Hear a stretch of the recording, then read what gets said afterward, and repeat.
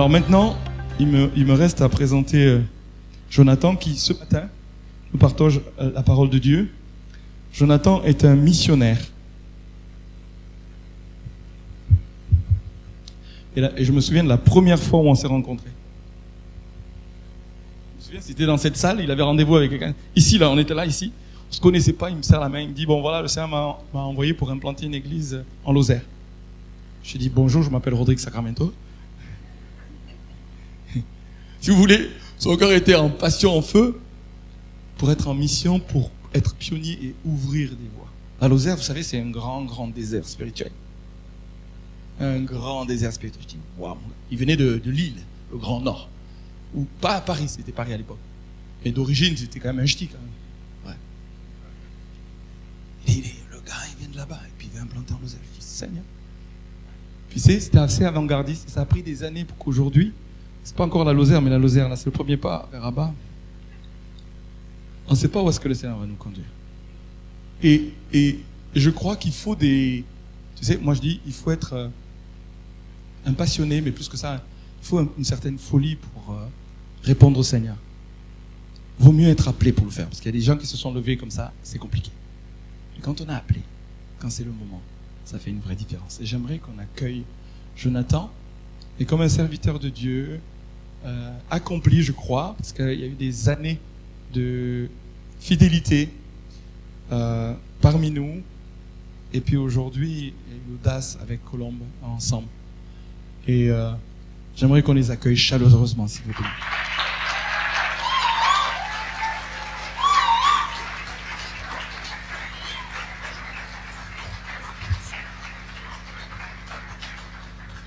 Merci. Alors, je viens avec Colombe parce qu'en vérité, la vision, la porte à deux, c'est toute une équipe. Mais depuis le début, Colombe n'a jamais été en dehors de tout ce qui brûle dans mon cœur, justement, comme il l'a dit. Bon, moi, j'ai d'autres souvenirs de quand je suis arrivé notre premier jour. Il me semblait que c'était toi qui m'avais demandé qu'est-ce que tu viens faire ici. Mais justement, je voulais en parler. On va en parler. Alors, attendez.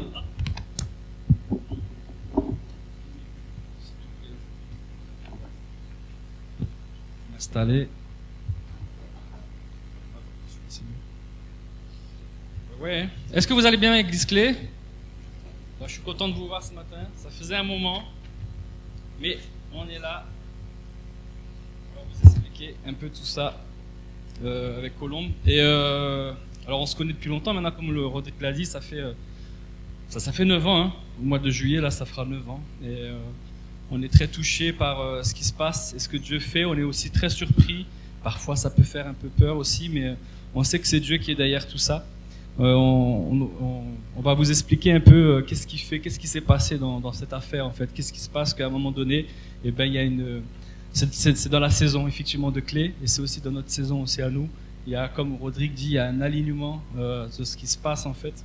Et on va vous expliquer un peu tout ça ce matin par rapport à Abba et Colombe aussi voilà, est avec moi pour partager tout ça. Mais avant, voilà, je voulais expliquer un peu pourquoi quand je suis arrivé ici, j'avais la Lozère à cœur, pourquoi j'étais en feu, pourquoi j'avais envie d'implanter dans le désert. Et c'est vrai, j'avais reçu cette prophétie, tu vas implanter dans des déserts et tu vas construire même dans les endroits qui sont habitables, qui sont pas hostiles, tu vas faire plus dans le désert que dans un endroit où il y a un environnement avec de la ressource. Et je crois que ça va venir juste après. Alors, tout d'abord, voilà, en fait, il faut comprendre d'abord mon témoignage pour comprendre qu'est-ce qui se passe actuellement. Mon témoignage, justement, je vais le faire assez courtement parce que ça prendrait beaucoup de temps. En fait, je suis un jeune qui a vécu, quand j'étais jeune, j'ai vécu des choses vraiment très très difficiles, très très douloureuses, des déchirements. Mes parents sont divorcés, j'ai vécu dans une famille où il y avait beaucoup de personnes qui étaient toxicomanes. J'ai vécu dans des foyers, j'ai moi-même après consommé de la drogue très jeune, à 13 ans. À 17 ans, j'ai eu des problèmes de folie, etc. Voilà, j'étais vraiment désemparé, j'ai touché à l'occultisme, à beaucoup de choses en fait qui m'ont brisé vraiment de l'intérieur. Moi, j'étais vraiment brisé, vraiment ruiné. Mais j'aimais Dieu. En fait, depuis que je suis enfant, depuis que je suis même 5 ans, aussi loin que je me rappelle, j'ai toujours aimé Dieu. Je savais que Dieu en fait avait sa main sur moi et qu'il avait quelque chose à faire avec moi. Même si c'est vrai qu'après en adolescence, j'étais perdu, quoi. Je cherchais Dieu et c'était tout noir. J'ai vraiment vécu dans les ténèbres. Je peux pas vous expliquer. Mais la période où j'ai fait comme une décompensation, on va dire, j'étais dans les ténèbres, c'était vraiment très noir. Et c'est là que j'ai crié à Dieu justement, j'ai dit Dieu si tu existes, parce que je doutais, je vais pas expliquer quels ont été mes doutes, mais je doutais. Et là, je crie à Dieu, Dieu si tu es là, si tu existes vraiment, aide-moi quoi, aide-moi. J'étais en plein bad à cause des drogues, hein. Et puis là, donc le lendemain, en fait, je sens que je comprends que je vis et que j'existe. Je sais pas comment vous expliquer, c'est comme si avant je vivais comme entre guillemets un animal avec un instinct de survie et j'étais pas dans une existence quoi. C'était une survie, on vit au jour le jour, il y avait pas de projet, il y avait pas d'avenir, il y avait mon espoir était, enfin mon avenir était sans espoir, etc. Et là le lendemain matin, je me rends compte que j'existe. Ça c'est la première chose. Et j'ai dit voilà, si tu me sors de là, je vais te rechercher. Et c'est ce que j'ai fait, j'ai recherché Dieu. Et en fait, dans ma famille, voilà, il y a beaucoup de musulmans, et donc je suis devenu musulman parce que la seule chose que je connaissais de Dieu, c'était tu ne te prosterneras pas devant des statues. C'est d'ailleurs la raison pour laquelle j'avais arrêté quand j'étais plus jeune d'être catholique, parce qu'il y avait des statues. Je me suis dit, je veux plus être catholique. Enfin, bref, j'aime beaucoup les catholiques, c'est pas ça le problème. Mais j'avais décidé, voilà, de me rapprocher de l'islam parce que ma famille était musulmane, mon père est musulman, mes cousins sont musulmans, et il n'y avait pas de statue. Et c'était la seule chose que je connaissais en fait de Dieu. Et donc, voilà, je suis devenu musulman. J'ai fait la conversion. J'allais à la mosquée. J'avais mes amis qui étaient musulmans. J'avais changé de prénom. J'allais à la mosquée tous les samedis. Je faisais les prières tous les jours. J'étais devenu un musulman qui pratiquait, pas juste comme ça de nom, mais qui pratiquait. Je lisais le Coran, je lisais les sourates, j'apprenais par cœur, j'apprenais des noms par cœur. Voilà, je voulais être sauvé parce que j'avais peur d'aller en enfer, parce que pour moi j'avais vécu l'enfer. Et je voulais pas aller en enfer, donc je cherchais à tout prix à gagner mon salut. Et il s'avère voilà qu'un jour, en fait, pendant la nuit du Ramadan, donc en ce moment d'ailleurs c'est le Ramadan, c'est marrant parce que Abba est envoyé en plein mois de Ramadan. Et je reçois en fait pendant ce mois de Ramadan, parce qu'on jeûne, et c'est là qu'on voit aussi la puissance du jeûne. Je jeûne et Dieu me parle à travers un songe. Je suis dans mon lit et c'est comme si dans mon esprit, je me réveille, comme si mon esprit sort un peu du corps. J'ai pas vu, je me rappelle plus exactement. Et là, je regarde la fenêtre et en fait, à travers la fenêtre, je vois donc dans la nuit, je vois les étoiles et d'un seul coup, je vois le ciel qui s'ouvre. Et ça fait un petit point comme ça de lumière et d'un seul coup, ça s'ouvre et ça devient un grand trou immense avec une nuance de couleur orange, violet. Et d'un seul coup, je commence à voir comme une multitude, en fait. Et je voyais pas les formes parce que c'était encore très éloigné et c'était pas très visible. Mais j'entends des voix et c'est une langue que je connais pas.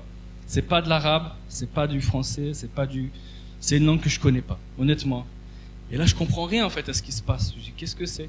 Et du milieu de tout ça, je vois comme quelque chose. C'est pas un oiseau, mais c'est comme une boule de feu qui vient, qui descend et qui rentre en fait dans mon cœur. Et je suis musulman à ce moment-là. Il y a une boule de feu qui rentre là dans mon... Et quand la boule, elle rentre, je comprends les langues. Et là, je comprends. Et j'entends surtout la voix de Dieu qui me dit, tu connaîtras la vérité. Et c'est tout. Je me réveille. Waouh. Le lendemain matin, je me réveille, mais je comprends rien. Tu connaîtras la vérité. Qu'est-ce que ça veut dire? Je suis là avec une énigme. Donc, Dieu, il fait des énigmes, en fait. Ok, tu connaîtras la vérité. Mais ça veut dire quoi? Je connais pas encore? Ou je connais partiellement? Ou... Bon, bref. Et je continue ma route, voilà, de musulman. Je prêche l'islam dans les cours. Je vais à la bibliothèque pour me renseigner, pour lire des... Voilà, j'étais très en feu, j'étais passionné. Et je rencontre des évangéliques. Alors, je les rencontre. Ma première rencontre avec eux, ça se passe bien. Après, ils m'invitent. Et là, je fais, oh là là, Dieu a des mains. Dieu est assis sur un trône. Je fais, oh là là, il blasphème cela. Et donc, je décide de pas retourner, de pas continuer, en fait, ma relation avec eux, parce que je les trouve blasphémateurs, quand même, dans ce qu'ils disent. Donc, je continue ma route et je les laisse tomber. Et en plus, après, à l'époque, moi, ce que je voulais faire, c'était réunir, en fait, un pasteur, un imam, un machin, puis faire, en fait, des conférences pour leur prouver que c'est nous qui avons la vérité, quoi. Et bon, ils voulaient pas non plus, faire partie de ce genre de débat, tout simplement. Donc je dis, bon, il n'y a rien à gagner, je continue ma route, je continue. Et peu de temps après, à l'université, donc là je passais à la fac, première année, il y a une femme qui m'avait vu justement là-bas, et qui vient me voir, et elle me dit, Dieu me dit que tu cherches la vérité. Et là, waouh, je suis espanté, on dit ici, je suis espanté. Là, je suis intégré depuis, vous avez vu. Je suis espanté, là. Bon, donc, waouh. Alors là, je me prends une claque, quoi. Bah. Ouais, c'est vrai, je cherche la vérité, comment tu sais? Elle me réinvite, je viens, et quand j'y vais, le pasteur prêche, en fait, sur le fait que c'est le sang de Jésus, en fait, qui a la capacité de nous laver de nos péchés. Et là, en fait, je commence à pleurer, comme beaucoup l'ont vécu. C'est ce qu'on appelle touché par l'Esprit de Dieu. Je suis touché de jugement, de péché, de justice. C'est-à-dire, je vois mon péché, en fait. Et là, je comprends que ce que j'ai pu faire avant, là, dans les quartiers, les vols, les violences, les raquettes, les cocoras, tous ces trucs-là, tous ces actes de petite délinquance, ça me revient au visage et je suis, punaise, Jonathan. Tout ce que tu essayes de te faire pardonner en essayant de gagner des hastanets, des bénédictions, en essayant de pratiquer des bonnes choses, tu peux faire, d'apparence, j'étais un bon musulman, je faisais mes prières, d'apparence, mais au fond de moi, je savais encore que j'étais pas sûr encore d'être sauvé, quoi. J'avais encore de la noirceur et de la haine. J'étais très haineux avant, hein. J'étais un jeune rempli de haine et de colère. Et ça, je sentais que c'était encore en moi. Et là, je commence à pleurer. Mais à la fin, le pasteur il me donne une Bible, il voulait qu'on se revoie. J'ai dit non, c'était trop, je voulais pas. Et j'étais encore un peu sur la défensive. Et puis, mais je prends la Bible quand même. Et pendant tout ce temps, j'ai pris la Bible et je l'ai lue. Et je l'ai lue. Et je l'ai lue. Parce que je cherchais la vérité. Et je l'ai lue. Je l'ai lue. Et je posais des questions à Dieu. Et à chaque fois que je lisais la Bible, j'avais ma réponse. Est-ce qu'on peut manger du porc? Est-ce que Abraham, Ismaïl, Isaac, quelle est cette relation? Est-ce que Dieu s'est trompé? Il a choisi Isaac à la place d'Ismaïl, etc. Et j'ai les réponses. À chaque fois que je pose une question à Dieu, en lisant la Bible, j'ai la réponse. Et Dieu me parle. Et à un moment donné, il y a une femme qui est en train de mourir et puis qui me dit, prie. J'ai dit, mais je peux pas prier parce que j'ai pas fait mes ablutions. Donc du coup, il me dit, non, prie, elle va mourir, prie. Et là, je sens qu'il faut que je prie. Et là, je prie et puis je vois que la personne est guérie. Et je prie au nom de Jésus, en fait, à ce moment-là.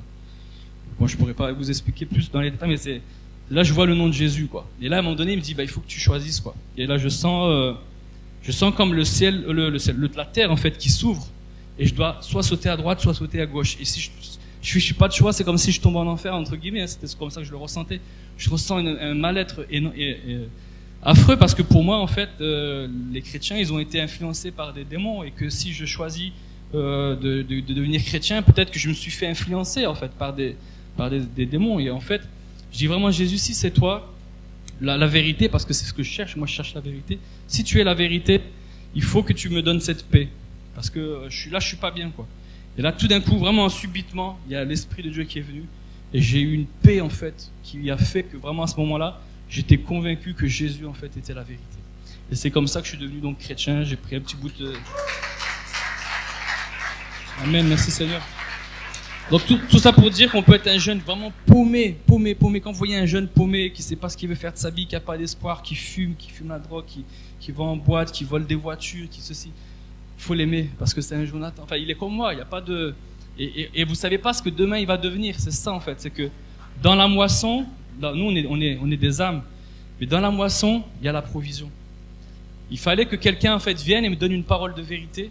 Parce que une parole de connaissance, par contre, cette femme, elle m'a donné une parole de connaissance. Elle m'a dit, tu connaîtras la vérité. Cette femme, elle est venue poussée par un don de connaissance, parole de connaissance, et cette parole de connaissance, là, elle a actionné quelque chose en moi. Donc voilà, n'hésitez pas à y aller. C'est ce que je voulais dire. Donc juste après ça, je continue à lire la Bible. D'ailleurs, j'aurais dû prendre la Bible à laquelle j'ai commencé. Je lis les Actes des Apôtres. Et là, un régal. Je vois ce que là, les apôtres, ils font ça, il y a des guérisons, papa. Oh là là, c'est pas possible, je vais vivre ça. Et je vivais pas ça encore dans mon église, il n'y avait pas encore on connaissait pas le nom d'onction, c'était une église un peu baptiste et tout ça.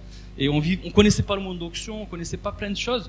Mais je voulais vivre des guérisons, je voulais vivre des miracles. Et ça, j'avais envie de vivre ça. Puis je dis, mais pourquoi on voit pas ça, etc., etc. Bref, je passe les détails, mais Actes des Apôtres, je le lisais, et Dieu me dit, je t'ai appelé pour ça, en fait. Je t'ai appelé pour implanter des églises, pour aller dans des endroits où l'évangile n'est pas annoncé, et pour parler de ma parole, en fait. Pour parler en mon nom, en fait. Pour prêcher l'évangile dans des endroits où, en fait, l'évangile n'existe pas. Donc c'est la première chose, en fait, que j'ai fait. Et après, voilà, au tout début, Dieu me dit, il y a une coupe. Il y a une coupe à payer. Et moi, je suis prêt à payer le prix. Et là, je peux pas vous raconter les souffrances qui ont suivi ça. C'était affreux. Je suis resté presque 2 ans sans église, etc. Mais je vais pas rentrer dans les détails. Ça a été vraiment affreux. Donc après, voilà, je rencontre ma charmante femme. Ma femme me connaît dans cet état où, bon, voilà, je suis comme de retour dans une église, etc. Dieu me rappelle dans une église, toujours sur l'île. Hein. Et voilà, je lui raconte un peu tout ce que j'ai vécu. Tout ce que Dieu a prévu pour moi. Il y avait rien de... La Lozère, en fait, je l'avais déjà reçu quand je faisais une colo pour les personnes adultes handicapées. Et Dieu m'appelle, il me dit, voilà, je monte en fait sur une montagne. Et puis, une fois que je suis arrivé en haut, je suis pas prêt. Là, il me dit, mais il n'y a pas d'église, il n'y a rien ici. Parce que je voulais aller le dimanche, pendant mon temps de repos dans Lozère, je voulais aller dans un culte, et puis il n'y avait rien. Et là, Dieu me dit, mais mon fils, il n'y a rien. Est-ce que tu veux y aller? Je dis, bah oui, je veux y aller. Et puis j'ai commencé à aimer cette région, en fait. Et donc après, avec Colombe, on est parti à des manifestations à Paris. J'ai reçu des prophéties comme quoi tu implanteras des églises dans des endroits déserts. Et je me dis, bon, il y a des déserts. J'avais pas compris que c'était un désert spirituel. Donc je me comprenais pas trop. Et après, voilà, on est poussé par Dieu. À Paris, ça devient un peu compliqué. On sent qu'il faut bouger, on sent que le vent essouffle. On sait pas trop où. J'écoute Colombe, je vais à Montpellier. Et si là, ça prend, on va s'installer à Montpellier. Donc je pars tout seul, voilà, je loue un petit truc là. Pendant 1 mois, tous les jours, je cherchais un logement, je cherchais du travail, tous les jours. Puis après, à 16h, j'ai arrêté, puis c'était l'heure d'aller à la plage. Donc j'en profitais quand même. Voilà. Il faut savoir que j'ai grandi en Méditerranée, à Nice, et que voilà, la mer, j'aime la mer, quoi. Je suis un amoureux de la mer. Et donc on arrive à Montpellier, on trouve le logement. Ma femme, elle arrive, elle rejoint. Et puis moi, j'avais fait un peu d'autres églises, mais j'étais pas encore venu à Clé, malgré le fait qu'on m'avait conseillé de venir à Clé. Et non, d'abord je viens tout seul. Et puis je rencontre Rodrigue. Et puis Rodrigue me dit, mais ça va, tu viens d'où, machin, ouais, tu viens pourquoi? Et peut-être qu'il me dit, c'est pour les vacances. Puis moi je viens pour implanter une église. Et c'est comme ça qu'on s'est vu là la première fois. Alors Colombe arrive et puis elle dit, moi j'aime bien la louange ici. On décide tous les deux de rester ici. On rencontre Nirina, on rentre très vite dans... En fait, dès qu'on est arrivé, tout de suite on a ouvert notre maison. Et on avait déjà 3 ou 4 personnes qu'on accompagnait. Et donc c'est en dehors de Clé déjà. Dès qu'on est arrivé, en fait, on avait déjà reçu des gens chez nous et des gens qu'on accompagnait, entre guillemets. Et quand on est arrivé, donc Greg est devenu pasteur, je sais pas comment s'est fait la connexion, mais on est devenu amis avec Grégory Reyes. Et d'ailleurs, on le salue et on le remercie aujourd'hui, même s'il n'est pas là, on le remercie pour ce qu'il a investi, pour ce qu'il a fait avec nous. Donc on dit, nous on veut bien rejoindre Clé, mais on a un groupe et on aimerait que ce soit considéré comme un groupe de maison. Et tout de suite, Grégory Reyes nous fait confiance et on ouvre notre groupe de maison. Donc on est rattaché au district Nord. À l'époque, c'était district Nord. Yes, district Nord. Qui était district Nord? Les prévôts, district Nord. Voilà. On s'est éclaté. Vraiment, on avait une bonne équipe. Il y avait aussi Heike. Il y avait Tania à l'époque, ouais. Il y avait l'Élise. C'était une bonne petite famille. On faisait des cultes aussi de district. Et on s'est vraiment épanoui là. Donc là, maintenant, je rentre dans la partie, en fait, en quoi Clé, en fait, nous a soignés, elle nous a formés, et après elle nous a équipés, pour ensuite nous envoyer. Mais là, on rentre dans ça. On avait besoin de Clé. Est-ce que sur ça, tu veux... Donc, elle nous a d'abord soignés, en fait. Donc, très vite, on a découvert ici la relation d'aide. Et puis, en fait, Clé, c'est... Comment dire? On a passé la majorité de notre mariage ici à Clé. On a 10 ans de mariage, et on a fêté notre 2e année à Montpellier. Donc, en fait, on a tout vécu ici. Donc, relation d'aide individuelle. Et il vous a raconté un peu son histoire, non? Mais il y avait aussi du boulot avec moi. C'est vrai qu'au début, je l'écoutais, l'histoire des apôtres, missions, tout ça. C'était pas trop mon délire, mais bon, je me disais, il aime le Seigneur. Hein. Moi, je voulais un homme qui aime Dieu, parce que je suis une adoratrice. Donc, c'était ça, c'est ce qui nous a vraiment unis jusqu'à aujourd'hui. C'est vraiment le socle de notre relation. Par contre, il y avait du boulot niveau avec tout ce qu'il a vécu. Il m'a raconté ce qu'il avait vécu. Le Seigneur m'avait parlé, prévenu quand même que j'allais épouser quelqu'un qui venait de très loin, mais je ne pensais pas à ce point. Il vous a raconté brièvement, mais c'était intense. Donc, il y avait beaucoup de... J'ai rencontré un homme qui a vraiment souffert. Bon, c'était pas fini. Après la conversion, il a vécu beaucoup de choses. Il a payé le prix. Et on a payé le prix aussi ensemble pour être envoyés aujourd'hui. On ne va pas rentrer dans les détails, mais on a souffert ensemble. Et donc, à Clé, on a été soignés. On on a été accompagnés. On a eu des amis aussi, des frères. Je ne vais pas citer tout le monde, mais ils se reconnaîtront. Mireille, Fabienne, Claudine, Marisa et Olivier, Lise et Franck, les nouveaux Alexis et Rachel, plein. On a vraiment eu une belle famille ici. Aïke et Toine. Aïke avait aidé Jonathan pour finir son diplôme d'éducateur. Elle a aidé à réviser. On avait plein de choses en chantier. Tania et Willy qui nous ont ouvert leur maison. Le café chez Théo, on a servi là-bas très vite aussi. Donc Richard Kemp, tout ça, on a vécu tout ça ensemble. Et on pouvait aussi servir ensemble. Et donc on a été équipés, on a fait pas mal de formations. Hein. Donc Dynamis, avec que Greg avait initié. On a fait les formations de relations d'aide, leadership pastoral. Il a participé aussi à la relation d'aide. Donc on a fait pas mal de choses à Clé. Et puis moi, prioritairement, la louange à Clé, pendant très vite, en 2014. On a été bénévole à l'EPSO. Franchement, on est passé partout. Fait les ateliers. Il a accompagné des gens dans la recherche d'emploi, parce que Jonathan est éducateur spécialisé. Donc, en gros, voilà, c'est tout ce qu'on a vécu ici. Et puis, moi, j'ai été accompagnée plus... moi, j'ai vécu des choses très, on va dire, personnelles, surtout au niveau de la louange. Je me suis convertie adolescente et j'ai très vite entendu des chants dans ma chambre de la musique, alors qu'il n'y avait pas de bruit autour de moi. Et je ne connaissais pas ça. Et c'est à mon groupe de jeunes que j'ai su, en fait, que c'était des mélodies du ciel. Et c'est quelque chose qui m'a suivi. Je suis arrivée ici en 2014. Blaise Tommy ne me connaissait pas. Je me suis convertie en Côte d'Ivoire. Et il me ressort, oui, tu entends des chants, des choses du ciel. Bon. Et en fait, c'est ce qui résume tout simplement ce qu'on appelle la vie prophétique.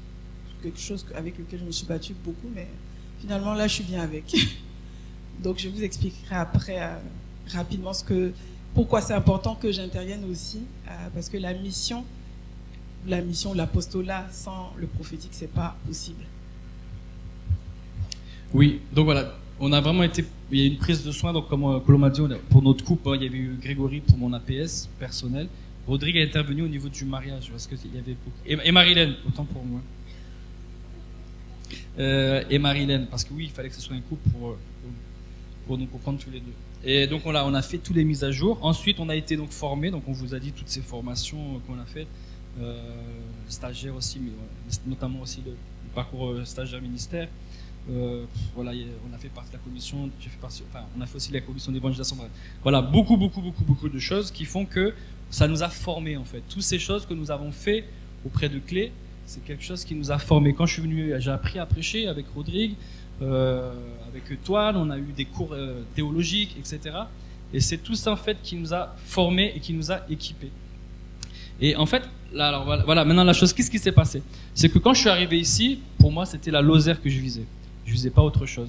Et pendant qu'on faisait en fait Dunamis, Rodrigue était là, peut-être aussi Nirina et Christian.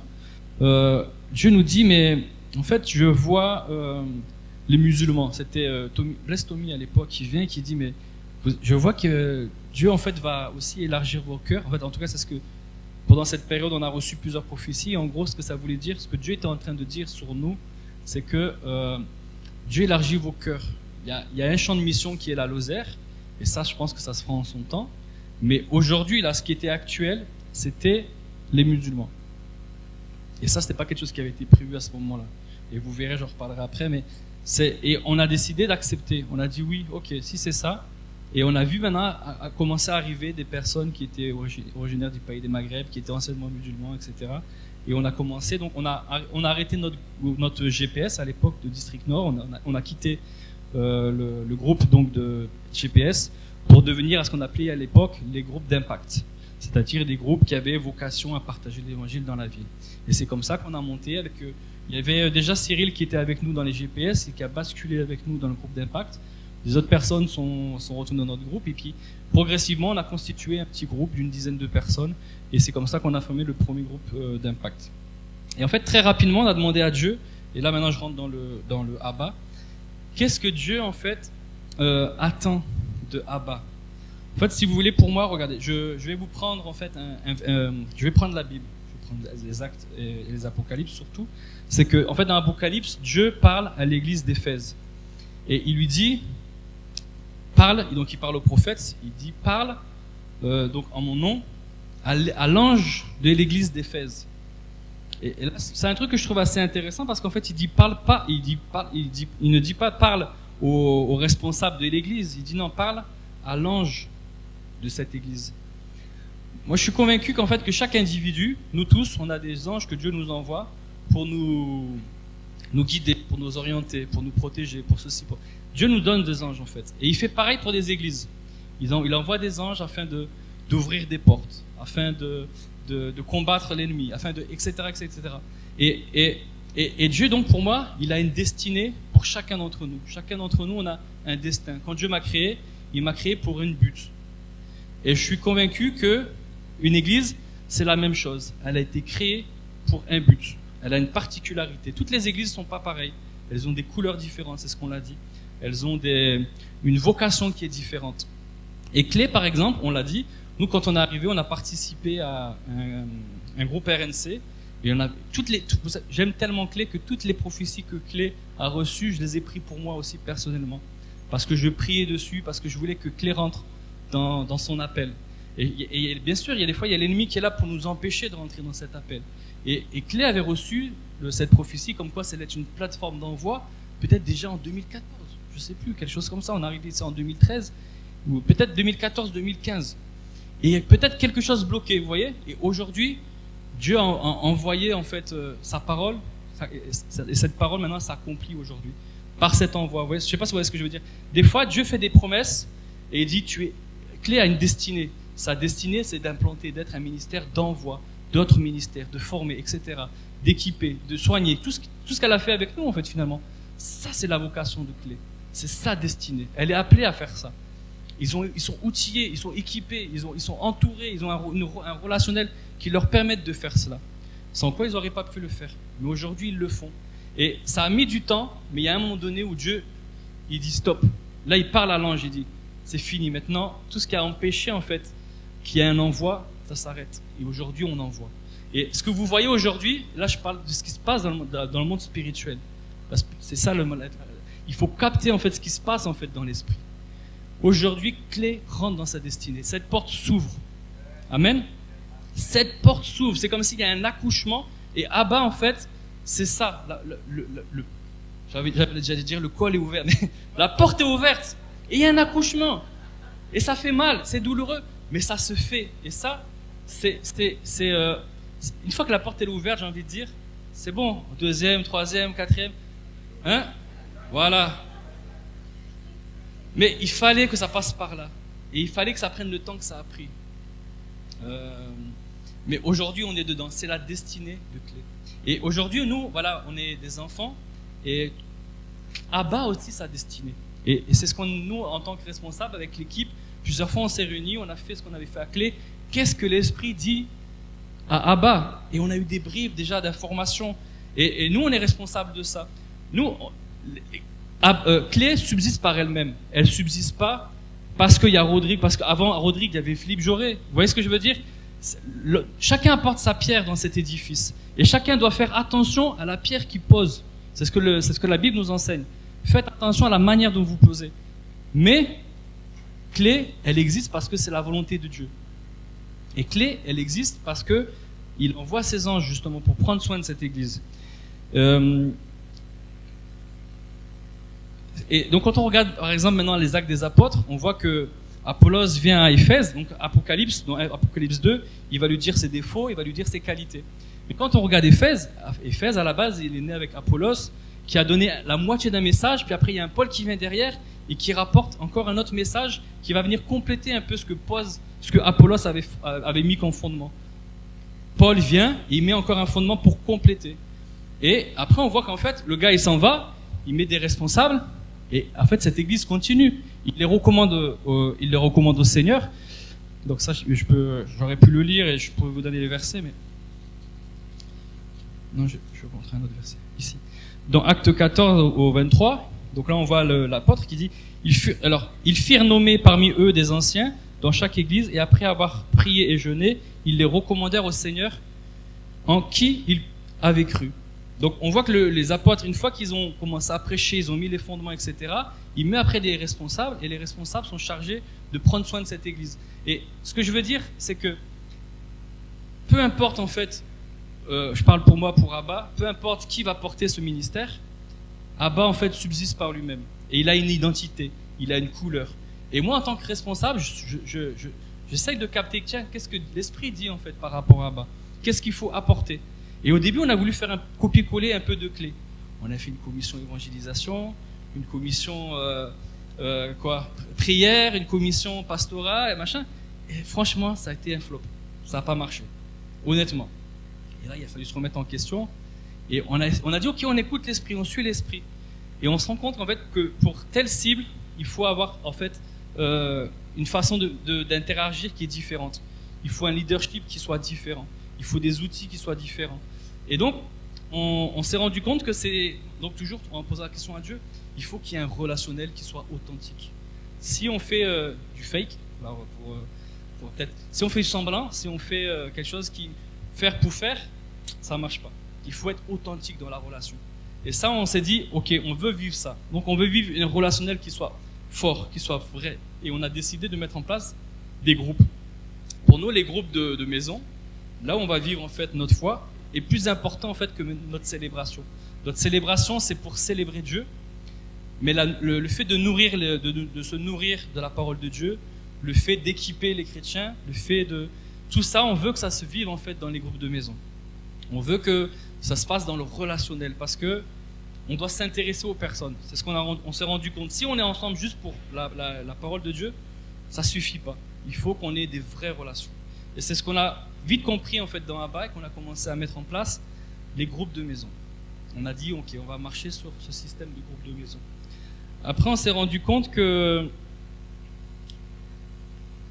on avait besoin, même dans la façon d'apporter l'évangile, on avait besoin que ce soit aussi dans des relations, parce qu'on ne pouvait pas prêcher de bout en blanc à un musulman. On s'est heurté plusieurs fois en fait à des murs, et on s'est rendu compte qu'il fallait d'abord être ami avec des personnes pour pouvoir les toucher entre guillemets plus facilement. On s'est rendu compte aussi qu'il faut des dons spirituels, et là c'est Colombe qui va intervenir. C'est que comme moi en fait en tant que musulman, j'avais aussi des théories très comment dire, qu'on pouvait pas en fait contredire. J'étais dans un processus de pensée, une mentalité qui faisait que si tu apportais tel ou tel élément, je pouvais le contredire, et même si tu arrivais à avoir raison, j'avais une espèce de shift qui faisait que je mets de côté ce que tu dis et ça rentre même pas. Et donc c'est pas possible de toucher par uniquement la parole. Il faut une démonstration de puissance.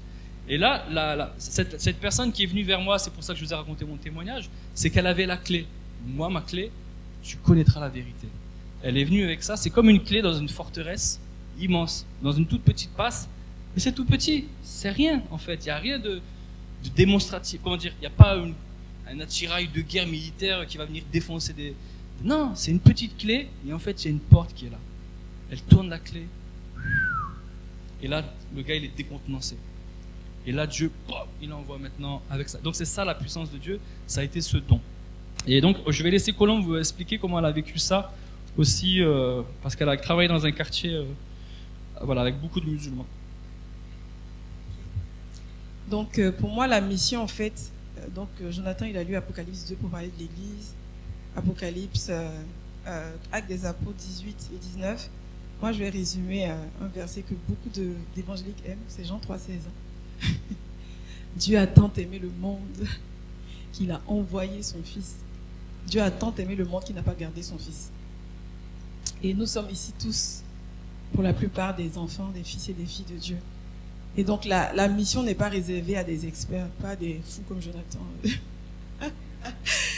La mission, elle est pour tout le monde. Moi, je ne suis pas, j'ai fait un test cet été, je ne suis pas, on va dire, mon pourcentage missionnaire, il est bien bas par rapport à mon pourcentage de contemplation de Dieu, mais pourtant, pourtant je suis allée en mission et je suis toujours en mission. En fait, comment ça se passe du point de vue, ce que j'appelle prophétique? Pour moi, la mission, elle est intrinsèquement liée à une vie prophétique riche. Pourquoi? C'est une connexion avec Dieu. Quand on est connecté avec Dieu, il nous partage. Non seulement, quand je dis connexion, on parle avec Dieu dans la prière, on lui parle et Dieu aussi nous parle.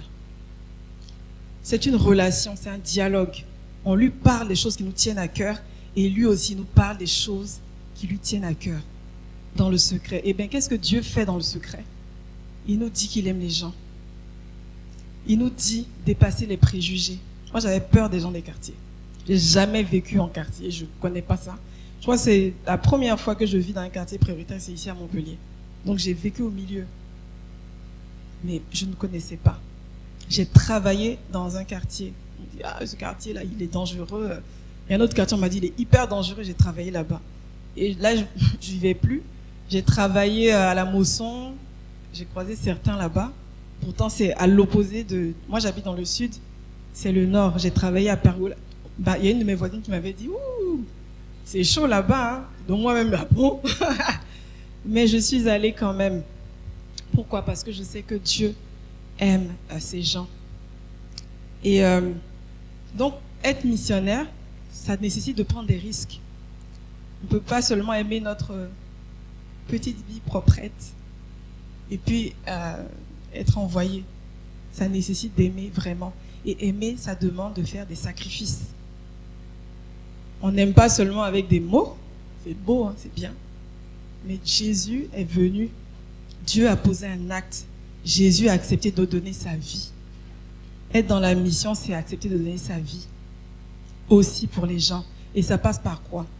Chacun de nous ici, je ne connais pas l'histoire de chacun, mais moi personnellement, quand j'ai rencontré Jésus, j'ai connu le bonheur.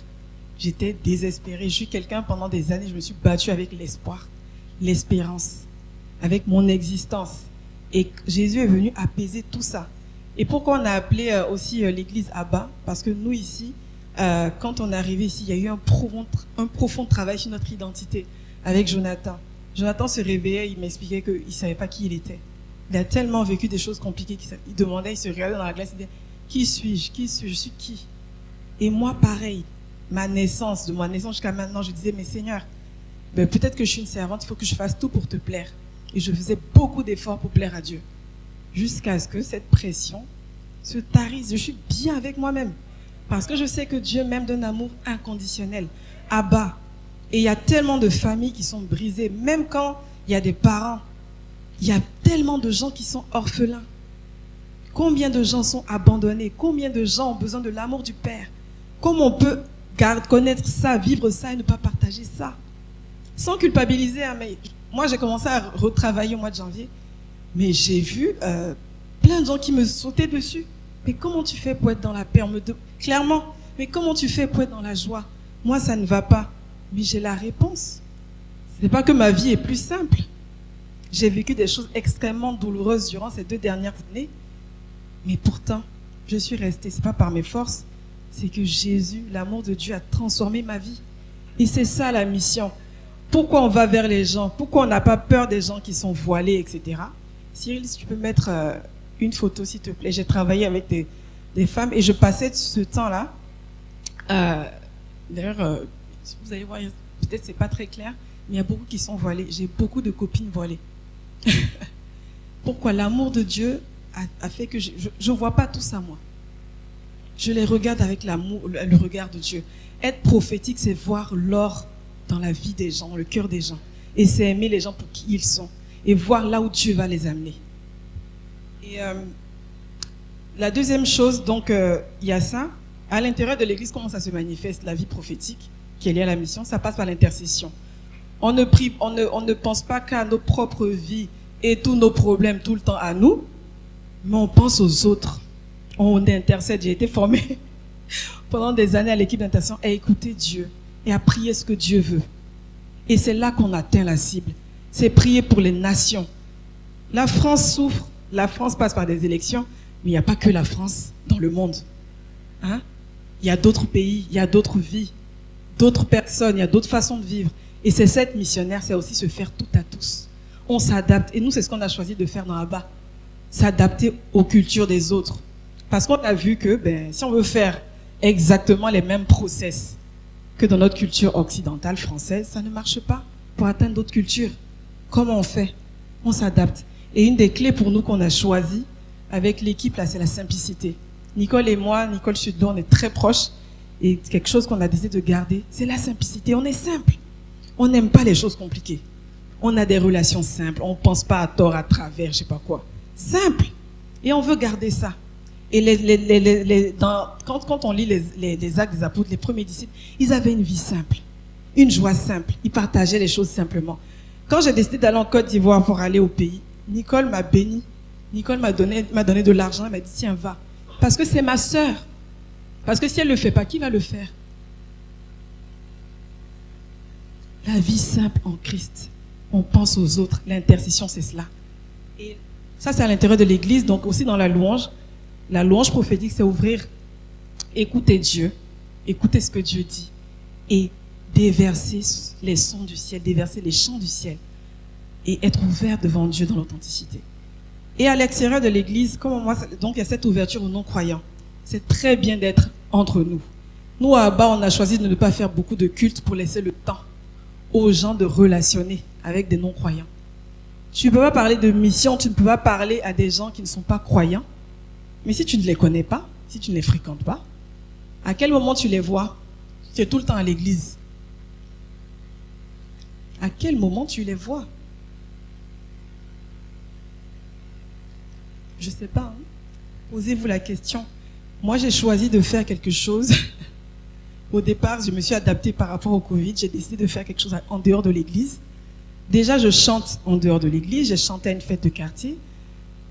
C'était je ne sais plus, quand je suis partie avec certains d'ici, on est parti au quartier, il y avait plein de musulmans, plein. On a chanté, on m'a dit, mais chante tes compositions. J'ai chanté Jésus, tout le monde était content. En septembre, pareil, on m'a invité, j'ai chanté, j'ai appelé la gloire de Dieu et les gens étaient contents. Ils ne se sont même pas demandé, ah, c'est chrétien, ils ont accepté. Parce que j'ai tissé aussi de vraies relations avec les gens des quartiers et ils savent que je les aime. Donc, c'est pas, la vie prophétique, c'est pas, on est à l'église, on est bien ensemble tout le temps. C'est bien, ça fait partie. Mais il faut sortir. Il y a des gens qui nous attendent dehors. Et la deuxième chose que j'ai faite, j'ai commencé à créer des ateliers beauté. Au départ, on faisait le samedi, nanana. Et puis un jour, avec le Covid, on a dit, on fait le dimanche matin. J'ai eu des réflexions. Ah, mais c'est dimanche? Oui, c'est dimanche. Oui, c'est dimanche et c'est un choix. Il y a beaucoup de non-croyants, beaucoup d'amis, des personnes que je connais, qui aiment bien sortir le dimanche, se faire du bien le dimanche. Eh bien, je choisis le dimanche parce que je les aime. Je change mes habitudes pour eux. Et donc, on a commencé à faire ça. D'abord, c'était dans une des salles ici. À l'époque, ma cousine ne venait même pas à l'église. Elle est venue la première fois à Clé à cause des ateliers beauté. Aujourd'hui, elle a fait... Elle fait les paroles, la vidéo. Mais elle est venue ici à cause des ateliers beauté d'abord. On n'a pas besoin d'être un expert. On a besoin d'aimer les gens. On a besoin de casser les codes. On a besoin de sortir de la religiosité. On a besoin, nous tous, on peut parler de Jésus à quelqu'un.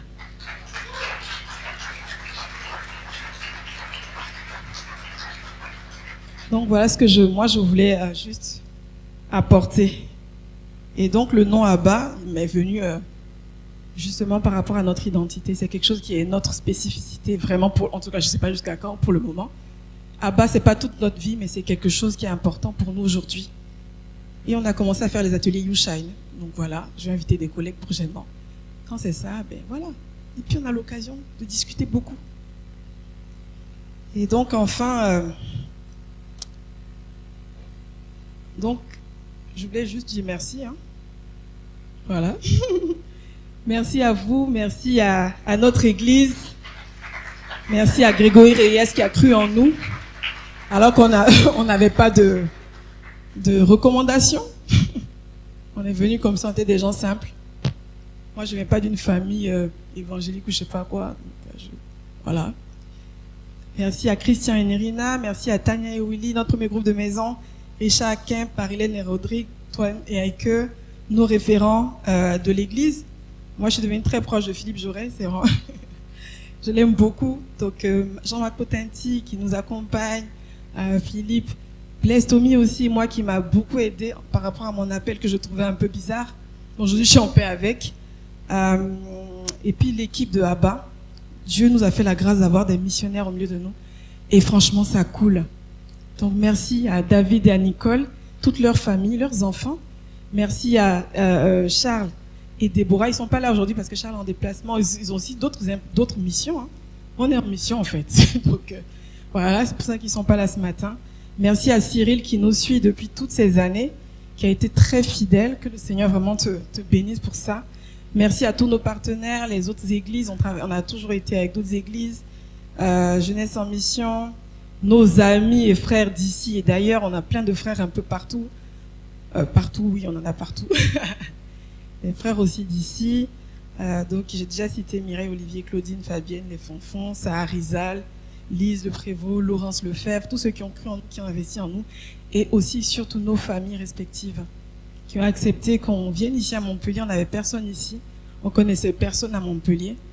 On n'a que vous. Maintenant, j'ai eu ma cousine qui est venue avec ses frères ils sont venus l'année dernière. Mais on n'avait que vous. Mais on a accepté de venir ici parce que Dieu aime les gens d'ici. Et c'est lui qui les amène à nous. Voilà.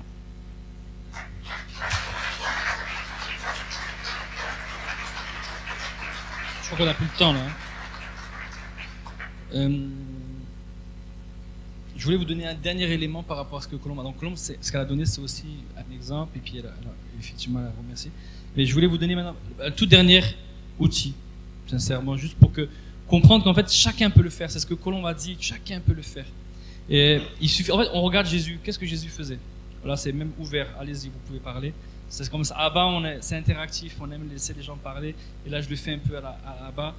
Qu'est-ce que Jésus a fait par rapport à la mission? Qu'est-ce qui fait que Jésus, en 3 ans, parce qu'il a eu que 3 ans de ministère, il a quasiment touché tout Israël? Qu'est-ce qu'il a fait? Il est resté à Jérusalem? C'est-à-dire, il était missionnaire, il voyageait, exactement. Il n'est jamais resté sur place. C'est ce qu'a dit Rodrigue tout à l'heure, il est allé. Si on reste à Jérusalem, à Clé, c'est notre Jérusalem, Clé. Donc, il faut aller. Et ça, c'est volontaire. Il n'y a personne qui va te mettre... Même Dieu ne te mettra pas la pression. C'est aller, c'est-à-dire c'est volontaire. C'est un acte qui te demande à toi d'aller. Mais en fait, on ne peut pas aller si on n'a pas cette connexion avec Dieu. Si Jésus il est allé, c'est parce qu'il était rempli du Saint-Esprit. Il connaissait le royaume parce qu'il vient du royaume. Et comme il connaissait le royaume, il avait envie de le partager. Il dit, je connais le royaume. C'est tellement beau, il y a tout ce qu'il faut. Tout est là. La Bible dit, vous avez reçu tout pleinement. Tout est là. Et donc, il est allé pour aller partager tous ces trésors qu'il a. Et il en avait des trésors. Il a fait des miracles, des guérisons. Il a redressé par des gens qui avaient des mentalités un peu tordues, avec une parole qui vient du royaume, qui vient vraiment du royaume de Dieu. Il a redressé les pensées. Ceux qui croyaient qu'ils valaient rien, qui étaient des prostituées. Il les a aimés comme personne ne les a aimés. Au point que les femmes pleuraient. Et les autres, les religieux, ne comprenaient rien. Mais Jésus savait ce qu'il faisait. Donc il est allé et il a aimé. Ça, c'est la deuxième chose. On va aller et on va aimer. Et ça, on ne les aime pas de façon intéressée dans le sens, oui, je vais les aimer pour qu'ils deviennent chrétiens. Si tu fais ça, tu as raté le coche. Jésus il a aimé tout le monde de la même façon. Certains revenaient pour le remercier, d'autres ne revenaient pas. Il s'en fiche. Il a eu sa guérison. Mais il l'a fait de façon désintéressée. Il faut apprendre à aimer les gens de façon désintéressée. Donc il est allé. Et qu'est-ce qu'il a fait quand il est allé, qu'il a aimé? Il a parlé. Il a parlé de quoi? Du christianisme? Non, il a parlé du royaume de Dieu. Il a dit, dans le royaume de mon Père, il y a ça. Et dans le royaume de mon Père, il y a ça. Et il a dit, voilà, le royaume, c'est comme un grain. Il a parlé que du royaume. Et il n'a pas arrêté. Et il n'a pas arrêté. Il a semé. Il a semé. Il a annoncé. Peu importe ce qu'il va récolter ou pas, il a été persévérant dans ça. Il a annoncé. Il a continué. Et là, il y a eu du fruit. Là, il y a eu encore du fruit. Parce que derrière le Saint-Esprit, c'est plus nous qui faisons à cette étape-là, c'est le Saint-Esprit qui commençait. Il a dit, qui suis-je? Qui dites-vous que je suis? Et puis certains disaient, tu es prophète, Et après, quand un dit, oui, tu es le Fils de Dieu, tu es le Messie, le Fils de Dieu, il dit, tu es heureux parce que c'est le Saint-Esprit qui t'a révélé. Donc le Saint-Esprit déjà travaillait les cœurs. Quand moi j'ai eu ce rêve-là, j'étais musulman. Et j'ai vu, je pense que j'ai eu un baptême, entre guillemets, comme un petit baptême de l'Esprit, je sais pas, mais en tout cas, mes yeux se sont ouverts à ce moment-là. Et pourtant, j'étais musulman. Donc Dieu, il fait les choses. Toi, tu te dois juste d'annoncer. C'est ta responsabilité. Le royaume de Dieu, c'est ça. Est-ce que je peux te le prouver là tout de suite? Je te le démontre. T'as mal quelque part? Allez, vas-y, on prie. Et puis après, on prie. Et puis encore, on prie. Et puis tu le reçois chez toi. Et puis vous buvez un verre. Et puis vous allez boire un verre en terrasse. Et puis après, vous allez, je sais pas, faire une randonnée. Mais c'est ça en fait, c'est la simplicité. Mais le fait que tu sois relié au royaume de Dieu, tu le démontres et tu le manifestes. C'est ça la différence entre être religieux et d'être spirituel. Le religieux va t'apprendre en fait des principes chrétiens. L'homme spirituel, il capte ce qui se passe dans l'esprit. Il va demander à Dieu, tiens, il en est où dans son cheminement, ce monsieur-là? En fait, tu vois, il a ça, mais en fait, il a encore des peurs. Ah ouais, ok. Donc, je dois lui dire, Dieu me dit que tu cherches la vérité. Ok. Bah, Dieu me dit que tu cherches la vérité. Et là, pam, là, tu accroches son cœur. C'était ça, en fait. Hein. Donc, non, je vais... Ouais. Moi, si je peux le dire. Moi, j'avais parlé à Stan, un ami, c'était un ami à moi. On a mangé avec lui. Il était musulman et donc il est musulman guinéen. Et en fait, il était vraiment pratiquant dans ce qu'il faisait. Et à un moment donné, je lui raconte que moi aussi, voilà, j'étais musulman et voilà ce qui s'est passé. Je lui raconte mon rêve et ceci et cela. Et il était quand même interpellé. Mais rien ne s'est passé par la suite. Et peut-être 2 nuits après, on se voyait pas tous les jours. Hein. 2 nuits après, lui, il entend une voix qui lui dit: vous ployez sous le poids de ma grâce. Et puis Dieu lui dit: prends ce livre et lis. Il prend ce livre, il l'ouvre à la page et il lit: vous ployez sous le poids de ma grâce. Et là, il y a un esprit de paix, de joie et d'amour en fait qui commence à tomber sur lui. Et il me dit: c'est comme si mon cœur il allait exploser. Je me suis senti aimé. Il est tombé à terre, il est tombé à genoux. Il est revenu me voir, il me dit: mais tu sais pas ce qui s'est passé? Il était comme tremblant, quoi. Ouais, j'ai vécu ça, Il me raconte. Je suis waouh. Je dis: c'est le Saint-Esprit. Il fait: ah bon, c'est le Saint-Esprit. Et puis voilà, après il a donné sa vie au Seigneur. Ça n'a pas été facile non plus. Il y a eu beaucoup de choses après derrière, mais aujourd'hui il est accroché au Seigneur et je suis content. Il amène des âmes aussi à Christ. Voilà. Et donc on a dit: allez, aimer, annoncer. Et une fois qu'on a annoncé, qu'est-ce qu'on fait? Ce jeune Stan, une fois qu'il vient, qu'est-ce qu'on fait? On le forme. On le forme à devenir un disciple. On ne le lâche pas comme ça dans la nature. On lui apprend, on l'enseigne, on lui donne de la nourriture. D'abord des petites choses. Il faut voilà. Et après, progressivement, on donne des choses plus conséquentes. Et puis un jour, on l'envoie. On dit: allez, t'es prêt pour faire des disciples? À ton tour. Toi aussi, fais des disciples, parce que c'est à ça que Jésus nous appelle. On a tous reçu en fait cet appel. Faire des disciples, c'est l'affaire de tout le monde. On a tous reçu le sacerdoce royal, comme ce que je dis, c'est que Dieu a fait de nous des sacrificateurs. C'est Jésus qui est le souverain sacrificateur. Mais nous tous, on est des sacrificateurs. On peut faire la Sainte Seine chez nous. C'est ça la sacrificature, c'est manifester, quand tu fais la Sainte Seine chez toi, tu as le droit, c'est pas obligé de le faire uniquement dans l'église. Tu prends le vin, tu prends le pain et tu célèbres Jésus comme ça. Donc voilà. Ma femme me rappelle, il est midi. Donc, allez, aimer, semer abondamment, former et envoyer. C'est bon? Merci à tous, Église. On vous aime très fort.